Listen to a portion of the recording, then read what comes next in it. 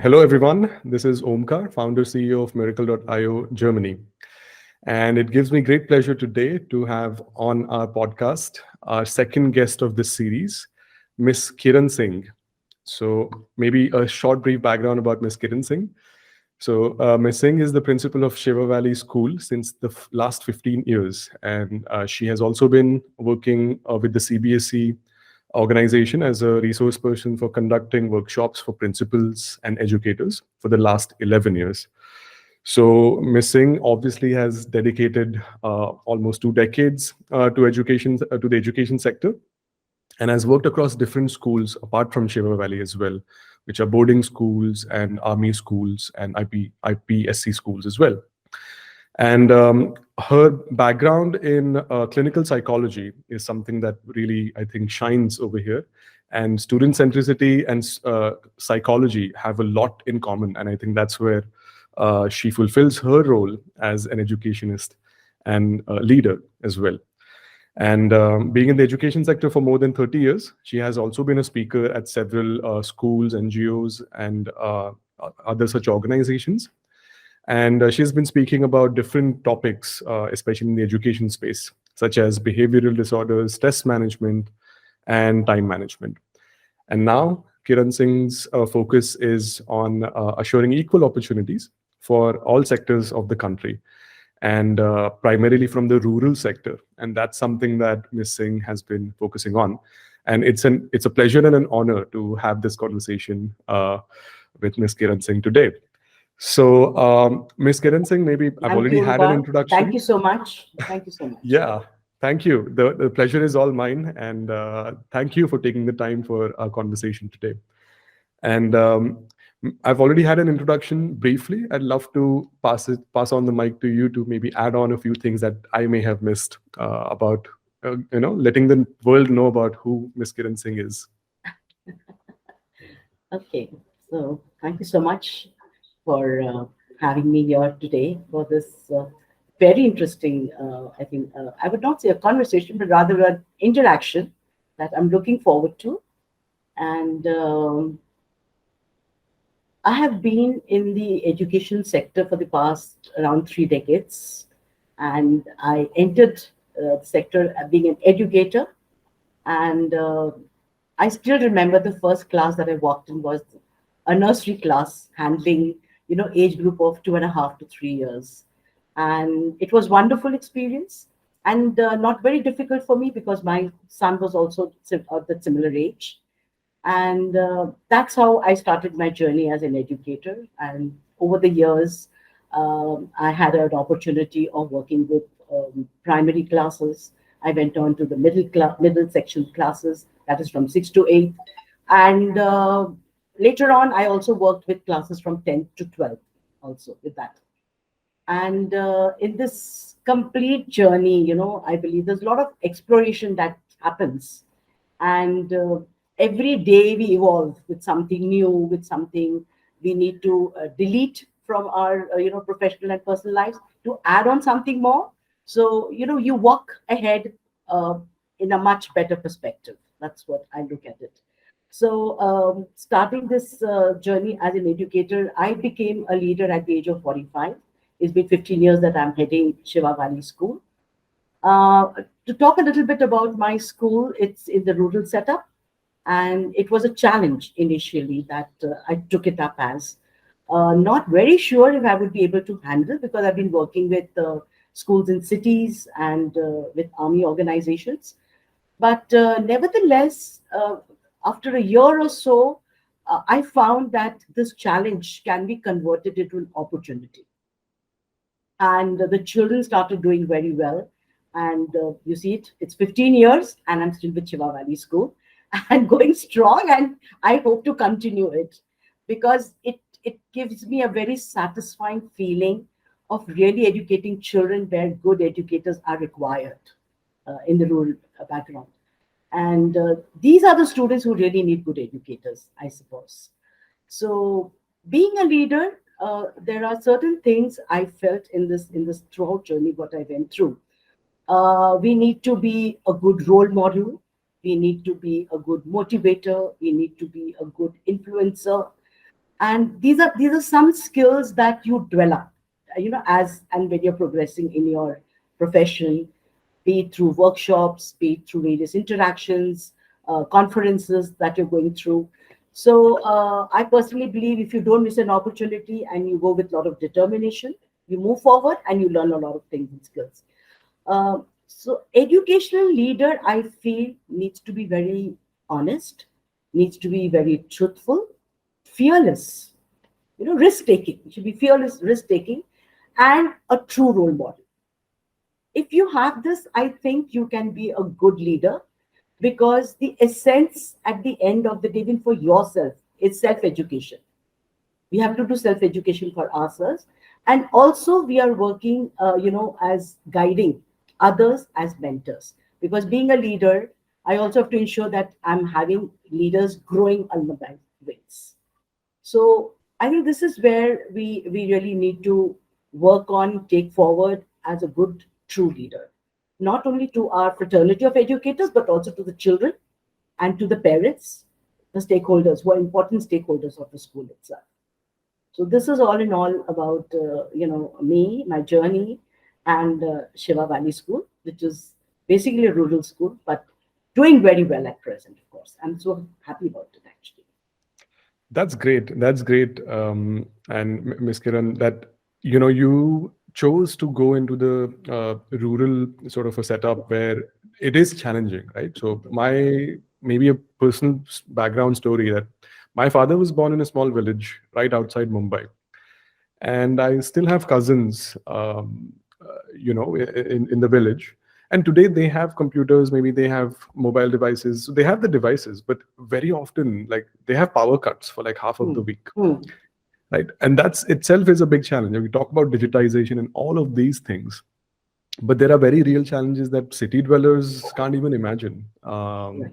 Even if they're just 10, 15 kilometers away. So I think these are challenges that the rural child today faces, and 60, maybe even more percentage of India, especially the young population, is in rural areas, and it's not in urban areas.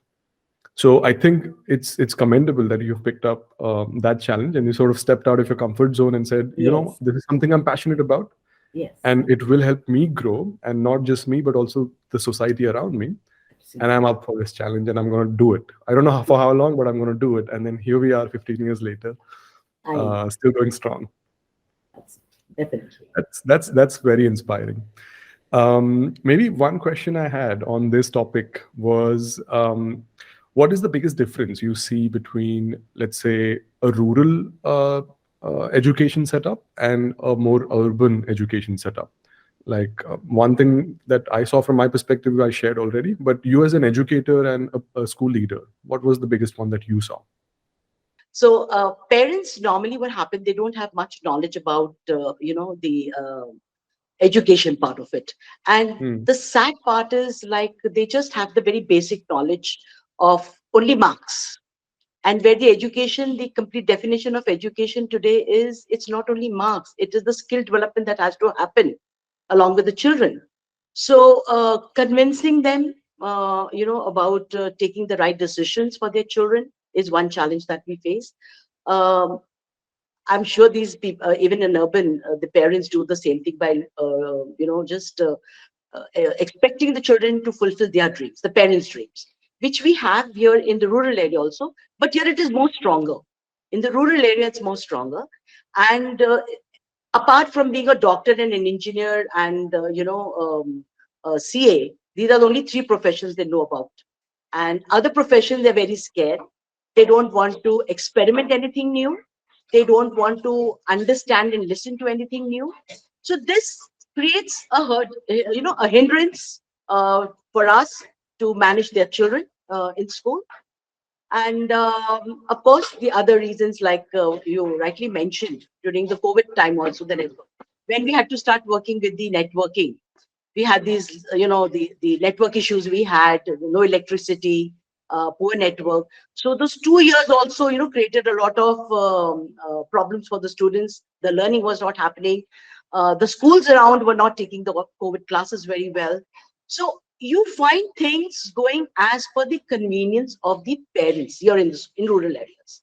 This is one major, drawback what I've seen in rural areas. While in, I think, urban areas, it's little better. But your parents want the school to follow what they feel is right. They want to follow what the school should follow. What are their rules? So a lot of problems created from the side of parents. It takes time to convince them. It takes time to make them understand all these things. But I think over the time, once they trust the principal, once they trust the school, things definitely become easier for all of us. I That's see. what has happened. Yeah. Okay, yeah. I mean, I think since you've been here for now 15 years, I guess that 15 trust years. has been built. And I think trust is Yes, the basis of any relationship of any sort, right? absolutely. Uh, for anything to happen, trust is the bedrock and the foundation of anything to be built on top of that. Right. And trust, I like to think that, trust is something that we earn in drops but lose in buckets. Yes, Right. And absolutely. it takes a lot of time and effort, and I guess that is something that is a crucial step over here. Okay. And how do you build this trust with parents? Um, First and foremost, see, it's very important to build this trust. It's not overnight. It takes years, and there's no time, time limit that it's built in a year or two or so. It all depends that whatever you do or you say, it has to be practically shown to the parents. So it takes time. Like it took me about 5 to 6 years, and to build the trust initially, what I had to do was I also went out, not for the sake of admissions, but I went out as a community project which I handled with my team, where we went interacting with them, talking to them, making them feel comfortable that whatever we are trying to tell you and whatever we are trying to convince you is for your child's benefit. So once we had an informal conversation, interaction with them, I think they sort of got little calm down. They got a little calm down. They were ready to listen to what we were saying, and they started, sort of getting the children to our school and working on it. And over the years, they realized that whatever is being said and spoken, the philosophy of the school, be it the values of the school follows and sticks to it. In spite of the challenges we face from a handful of parents, but still we stick on to it. So majority of the parents, of course, you always have a 10% of parents who are not always very happy. And Omkar, I personally feel, no school can be 100% perfect. Every school. So I always tell the parents, you have to decide what you are expecting from your school and which school is giving your child the best, and you pick up a school accordingly. So we had to start from there. And we also Hmm. had to start from, one another problem that we faced was the parents within a year were expecting there should be changes coming, seen, felt in the child, and changes what they wanted to see, not the real changes, what is expected in education. So, like I'll let me share one very, very simple example, with you, if I'm permitted. There is one child whose parent came to me in my office, very upset, telling me that I want to take my child off from your school. So I said, what is the reason? He says, you're at an English medium school, and my child doesn't know how to speak English. So I said, I'm surprised because my children do speak English. So he says, no, yesterday we received a guest, and the guest asked my child a few questions, but my child did not answer. And I was very upset because I was telling everybody around, I'm sending my child to Shiva Valley School. It is one of the finest schools. And I was very disappointed with my child yesterday. So I said, I understand what you're trying to tell me. So I said, give me a minute, I'll just call the child. So I called the child to my office, studying in second standard. He came to my office, and very well, he stood at my door first thing, as normally the children do. Ma'am, can I come in? And he walked in my office, and I said, yesterday somebody came to your home. He says, yes, there was somebody who came. And I said, they asked you something in English and you were not able to answer in English, child. So he looked at me and he says, ma'am, I could not understand what that person is asking me. So I said, what was he asking? So then the father said, that he was asking him this in English. He says, he was not talking the way you're talking, ma'am. See, the pronunciation makes a difference. And the child could not understand because what English we speak in school. And when you're speaking, when we are speaking something in the regional language, the pronunciation is different. And that's the time I realized that this can also be a hindrance for the child to speak back in English or answer back in English. And then the father was like happy and no, that means he's talking to you, ma'am. So I know my child knows English. So it's when you encounter these practical, challenges, then one realizes what are the other things, what, causes these problems between parents and school and the child. So we make this, we clear off these little doubts that parents have, the little expectations what they have, what they should expect from their child, how much they should expect from their child. So that's all, that takes time, and we help in building trust with the parents that the school is there to help your child to do well in life. That's all then. Absolutely. Okay. And this is a classic example of there's this in clinical psychology or maybe learning psychology, the concept of transfer learning, the learning transfer problem, basically. That Yeah, yeah, in yeah. one particular context, like knowing the way you speak English, the child is able to understand you better. Right. But what they have learned, they need to practice to sort of apply it outside of the context of what they usually used to. Correct, correct, So correct, it's a very correct. good example of that as well, and an example of Yeah. how multiple perspectives are required to also build that Right, trust. right, right, right. Absolutely. That's what it Okay, is. wow, interesting, and thank you for sharing this anecdote. It was really something that at that time maybe the child was very upset, but looking back, I'm sure you also find it a bit funny, perhaps, or entertaining in a way. Yeah, uh, it was really. that's great. That's great. Maybe on the topic of student centricity and understanding the children's needs more effectively. Where do you see the role of technology in the classroom around student centricity, especially? uh, Use of technology, Omkar, is something which we cannot miss today. Thanks to COVID, of course, that was on a greater impact on it. And of course, there's a lot of debate on whether technology is really good in education or not really good. Keeping in mind certain more factors, if you talk about use of technology in schools. If I just, take you back a little, when these smart boards were introduced, and people were coming up for smart boards and all. So many schools tried putting up these smart boards, for the teaching purposes for the students. It worked very well. It really helped the students also very well. But there were other problems like the logistic problems the schools were facing. Once it was out of order, the repairs, the maintenance part was getting very costly for the school. So that ideas were being dropped by school for that matter. Point one. Secondly, when we used to interact with principals and all. So it was also found that uh, when you give a very defined, structure with the curriculum and syllabus and everything, where the teachers have no room left to make any modification or any changes that they require to make as per the needs of the population of students they have in their class. So that was also causing an hindrance because you have children coming from various different backgrounds. And if you have so that little, I think a little place should have been there, where the teachers could modify and put in the requirements as per the needs of the child. What we talk about differentiated instructions. So that was one thing, that challenge that they were facing. But slowly and steadily, of course, things keep improving, keep evolving, and there were so many things that were happening. So technology definitely is something, if we use it in education, it is very, very beneficial. But at the same time, it has to be used very mindfully also, I feel. If you use it very mindfully, it's more fruitful and more effective, even when you're talking about student-centric learning.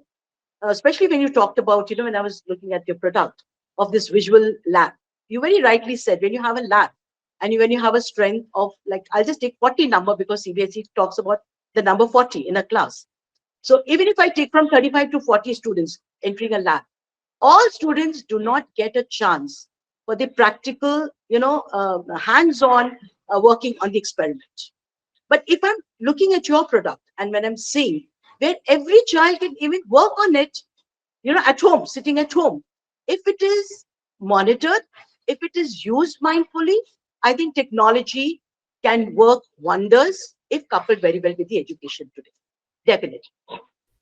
Absolutely. I think what you said is a very good point, that right now, one of the biggest concerns for parents and teachers with teenagers, for example, or young students, is about the indiscriminate use of the mobile device. Absolutely. Correct. Because we don't know what they're doing on the mobile device.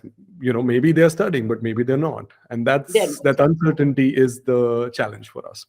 But like you said, like if there are some tools that actually are supporting the students and students actually appreciate them and like them, and if yes, teachers are able to have, and educators and parents are able to have an overview about the progress of the student using that tool or that right, technology, then right, that right, becomes a very mindful application of the technology in the classroom. And the fun part is the education does not have to be restricted in the classroom. I mean, the student absolutely. goes home or is maybe somewhere outside with their friends, and they're also exchanging with each other about these kind of fun activities that they can do anywhere with Mhm. the right kind of technology. So that's a very good example that you gave, especially about like the monitoring aspect of it, or the like visibility aspect of it, and having an analysis as well of how much time, or like what kind of assessments, for example, is the student how is the student performing on an assessment after going through a module like that, for example. Right, That's right, very good thought as well. And of course, technology for the sake of technology is not very helpful. It has to be correct. mindful, and It it has has to to be. actually solve a core challenge that is faced today by the education sector. Absolutely. And what kind of, so you mentioned about smart boards that Yeah, you have, of course, seen in the classrooms before. What yeah. kind of technology is Shiva Valley School looking towards when it comes to student, like having a more student-friendly, student-centric classroom or an environment? What technologies have been introduced or are to be introduced going forward? See, I believe when we are talking about student-centric learning, which NEP talks about it very strongly, and they have started the implementation of the NEP right from 2020, and of course they're giving a span of 5 years, because any change that is coming in, in any sector, I would say, it takes time. Changing the mindset of the students, changing the mindset of the teachers, parents. It does take some time. So fair enough, they've given 5 years for the schools to implement whatever changes they require. And I'm equally happy to share with you also that even in the field of technology today, what is being related to education, there are changes coming in there also. So something like, if I'm talking about smart boards, what we've seen earlier and what we're talking now, because we go for various conferences, we go for various events where we interact with people and we see the technology that's being used. It is any technology that helps in skill building of the child. I think I would be very happy to utilize it, because any technology is something which children are very, very happy about with and very passionate about. So if they're passionate about it, and if it is helping them build their skills, if it is helping them understand the concepts very clearly, if it is interactive, I think this is a fantastic collaboration with education and technology. So it needs to be interactive. It needs to be, giving space to children of to learn at their own time and their own space. And also, it's very, very effective at the end of the day, because it has to be monitored. When you do the analysis, if it is really very effective, because any product or anything which the school uses, we have a 1 year time to see whether this technology is really viable for our children and how fruitful and effective it is working with our children. So with it 1 year, we get to know what it is and how we work. And then, of course, the principals interact, because we recommend to each other whatever the schools have tried and tested, and we do the recommendation. So that, I think, is something which I would be looking forward, and not only me, but even the other educators would be looking forward to what we normally discuss and we interact about this whole thing. Absolutely. And I think a large part over here is the role of teachers as well in making education more student centric. I think Yes. education is, one of those sectors if I had to think of it um, in a very zoomed out manner, right? So where the Yeah, consumer is the student is from a right. very different age group than the provider, let's say, of the service in this case, right? The education itself. Mhm. So I think that it's a very important factor, because teachers are expected to sort of be able to communicate with students, and every year the batch of students is becoming more and more smart. They are more and more technologically savvy. Yes, They're yes, more and more at the same time, the gap also tends to widen widen. with each generation as well. Right, So where do you see absolutely. the role of teachers in making sure that this gap is always is in an ideal world this gap doesn't exist at all, but how do you see educators playing the role of bridging this gap? Uh, See, for educators, there's a big role. First and foremost, I feel the teachers need to change their mindset as to how we need to move from a teacher-centered focus to a student-centered focus. First and foremost, that, and also a change of mindset for the students, because they have to take the onus of learning on themselves. Student-centric always talks about student taking the onus of learning, where the teachers today, the role of a teacher is just as a felicitator. Information is something that the children have. They have a tremendous amount of information. How to apply that information, how to make good use of that information what they've got, is something which the teacher needs to help and support the children with. So the teachers have to make the shift of just being a speaker in the class to be the facilitator for the students. Provide them a very safe psychological environment which should be absolutely non-judgmental for children.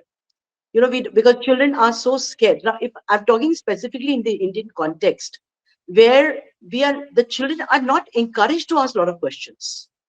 Thankfully, the trend is changing now. Thankfully, it is changing now because of the content that is coming in the NCRT books is changing. The assessment part is changing. All this is changing so that we are focusing more on the student-centric learning that we're trying to do. So teachers need to change their mindset. Teachers need to empathize with the children. They have to the risk taking factor should be given to the children, so that let them experiment, let them work out, and if it doesn't go the right way, it's absolutely fine. They can always retry it, go back again, see what's not working well and what's working well, and then set the right track again. And teachers are always there to felicitate them, moving on the right track. So to bridge this gap, also to monitor them continuously, positively, always motivate them, praise them well. We always sort of pinpoint at the mistakes what the children are doing. We never praise them. And this generation is one generation I feel is very, very intelligent. They just need to be molded the right way, with proper support, with proper affection, and proper knowledge and content. The children can do extremely well. This is what we really need to Yeah, absolutely. I think supporting them and like you said, like being a guide as opposed to a teacher is, I think, the shift that many educators and teachers specifically have as a task. And it's hard because there's a lot of let's say inertia of how we've been doing things so far, and exactly. adopting anything new is always a challenge, and that's something that I feel that we need a lot of support for educators over here and teachers, and making sure that Omkar, even the for support. teachers to Hmm, move up from their comfort zone to their stretch zone is not an right. easy thing for them. So they don't want to give the onus of, because the moment they give the onus of learning to the children, the correction part increases. Then, it's handling and managing even the children, even if it's a small group, handling and managing the children in the class becomes very difficult for them. So that's likewise, I told you, this change is coming. It's a very good change. It will take some time, but we need to be very patient and take it as a positive change that is coming in. Let's help the children and let's help ourselves that we are able to adapt to it as soon as possible.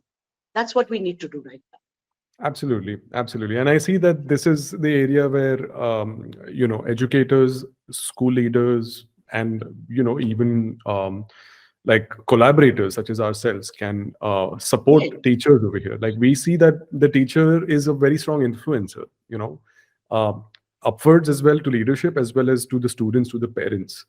I think they hold a very a crucial role in the entire absolutely. ecosystem.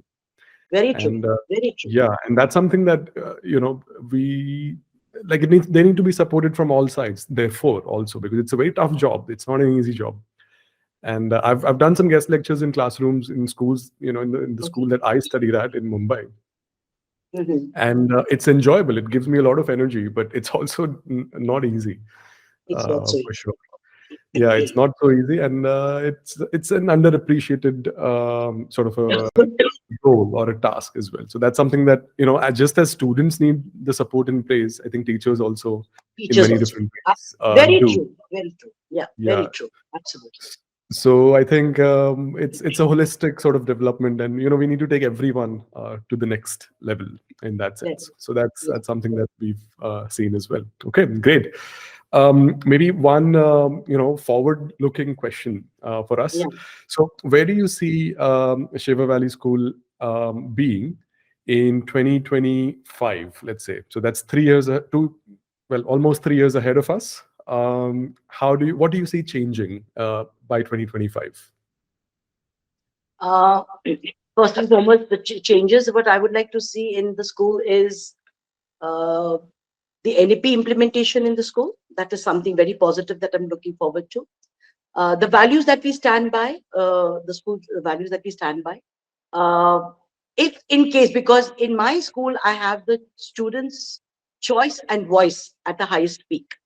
So, I love to listen to what my children have to say, because if they are the ones who are comfortable, who are feeling, psychologically safe, school really does very well and they're able to accept things very well.